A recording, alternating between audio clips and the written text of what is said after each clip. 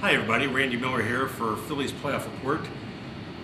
I have Jerry Reimenschneider, it's a long last name, he's on my right, our new columnist, and I have Kevin Cooney, who's covered baseball for a long time with us also, and we're going to be talking about the Phillies' first round playoff series with the Cincinnati Reds. And I'll start with you, Jerry. A lot of people are thinking this series is going to be Phillies 3, Phillies 4. Do you see anything out there that the Phillies could be upset? Is there something that Philly fans should worry about that they could be picked off in this series? Well, one of the worries is, in my view, is the Reds' strength on the left-hand side from the pitching standpoint, and whether or not the Phillies' big bats, Utley and Howard in particular, can have any success against that.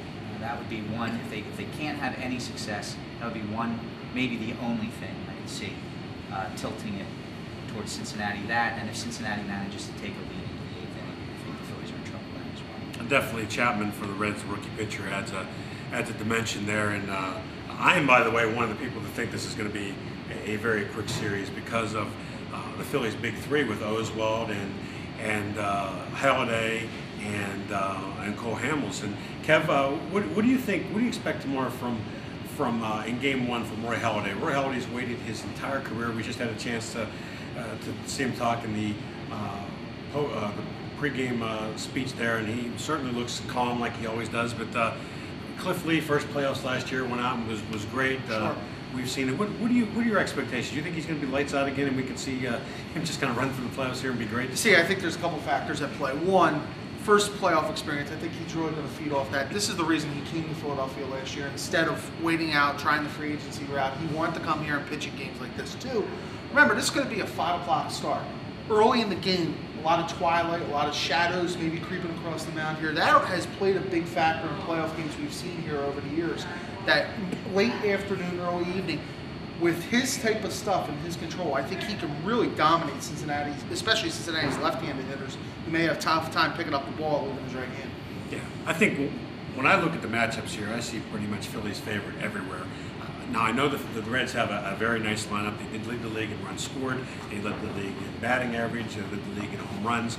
But let's face it, when you go through the lineup, there's Jay Bruce and Right. Scott Rowland and Phillips, the second baseman. But Joey Votto. Joey Votto, win the who's MVP. Going to win the MVP. But still, to me, the Phillies' offense is the best offense. Now, one thing that could hurt the Phillies is we've seen all year this team has going into major slumps. They went 12 games without scoring more than 3 runs. It comes and goes, but do you think, as both of you guys, do you think that does it even matter when you have the big three? I'm of one that I don't think it matters because Phillies can score 1 or 2 runs and win with these 3 guys. What do you think? If the big three is what the big three has been, there is no way Why won't Reds they be? can win because, and this is something that we're going to have in the paper as well.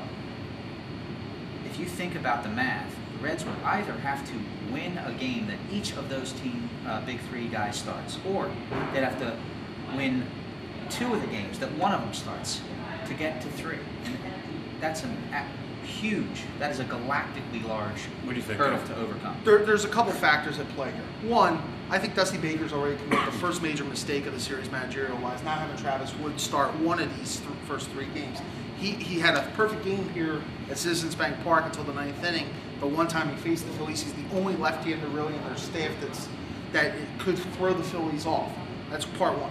Part two, it's not necessarily a fair point to the Reds, but against teams in the National League where they've played that are above 500, there's 6 other teams in the National League above 500. The Reds are 17-33 against them. The National League Central since 2007 has gone 1-12 in the division series games.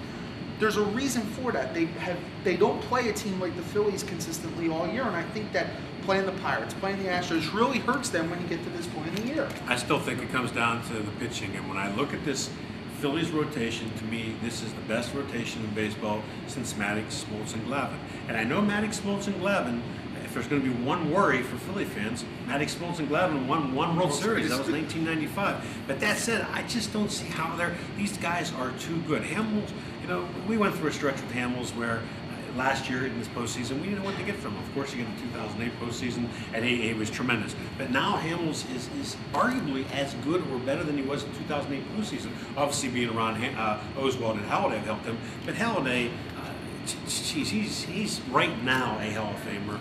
Oswald is I will say this. I filled out my Cy Young vote yesterday. I have 1 or 2 in Philadelphia, and we now have 5 votes for pitchers, and Oswald is on my Cy Young vote. I'm not saying I can put him as the winner, but down near the bottom. But that shows you what I think of him, or what kind of year he had, and kind of including what kind of year he had before he got here. And I just don't see there's any way that the Reds have a shot to neutralize those big 3, like you said. Well, even the concern is if Oswalt, Halladay, and Hamels are only good, and the Phillies concurrently, let's say they give up 2 runs, 3 runs through 7 innings, and the Phillies go into one of those streaks they have where all their bats, when their bats go cold, they all go cold together this year. They've had those stretches where they're all cold all the time, and that would be the only fear. But does it matter? Does it matter if Halladay's going to pitch 8 shutout innings? It doesn't matter. All they need if is he's 1 or 2 going to pitch 8 runs. shutout innings, it doesn't matter. Well, if he's going to pitch 7 3-run innings, it might matter. And we mentioned about the Reds bullpen. Look, Arthur Rhodes, Aroldis Chapman, they could give the Phillies problems as lefties. But their closer isn't. But their closer, Francisco Cordero, is very inconsistent. I think that there's a big question here whether Cordero could close the deal in the 9th inning. And if he doesn't, what does Dusty do then? Does he go to Chapman in the 9th? I don't know. think he could go to Arthur Rhodes. I don't think they're going to get to the 9th inning with a lead. So I think that's Right. going to be But that's a good big. point. But that's a big thing. If you're an underdog team, you need that, and you somehow get the lead, go into the 9th inning. You need that lockdown closer, and the Reds don't have that. One factor here that we didn't talk about, which even tips the scales more in Phillies' favor, is the playoff experience. If you remember, in 2007, the Phillies got there for the first time. They got blown out by the Rockies. Now, it was the first time for the Rockies too, but they were on an incredible high going in. Don't lose for a month and a half run. Right. And then in 2008, the Phillies went all the way. They're very playoff tested. This Reds team has a lot of young guys. I don't know, Royo has playoff experience, has I think a 9 or something career ERA in postseason. But they have a lot of guys going through this for the first time. They're going to be nervous. When they came here in July and they were swept 4 games, this place was a little rowdy. Citizens Bank Park, it's going to be, I think, rowdier tomorrow. About 10 times. If you're the Phillies, you hope there's a parallel with the 2007 Phillies. Charlie mentioned this earlier today, and this Reds team. That, they're up and comers, but they're not there yet. And this initial experience might wind up being overwhelming for them, as it was for the Phillies 3 years ago. Mm-hmm. Before we wrap up here, I want to get our predictions in. Kev, best of 5 series. Phillies are home for the first 2. Then they go to Cincy. What do you think? I'll give Cincy game 3 because I think Johnny Cueto in Great American Ballpark, just the emotion that'll be in that building for the first playoff game since '95. I can't really give any other matchup. Halladay wins twice. Oswalt wins game 2. Phillies will win it in 4. Jerry? I also have Phillies in 4, and I think game 3 might be the one stumble. You'll recall the Brewers even won a game 3 2 years ago during the World Series run. Adrenaline, the emotions of the ballpark, and a decent pitching matchup for them. And the Phillies in 4. I think it's going to be Phillies in 3. I think that the Phillies will be tested in the playoffs. I don't think it'll be this round. I like Cincinnati's team. I think they could probably beat anyone else in the National League playoffs, and they could beat some American League teams. They have the bad draw here. In my opinion, they have no shot. I'm saying Phillies in 3. So there you have it. That's our wrap up for pregame for Game 1 of the NL Division Series. We'll check in with us after Game 1, and we'll give you some views on our take. Thanks for checking in.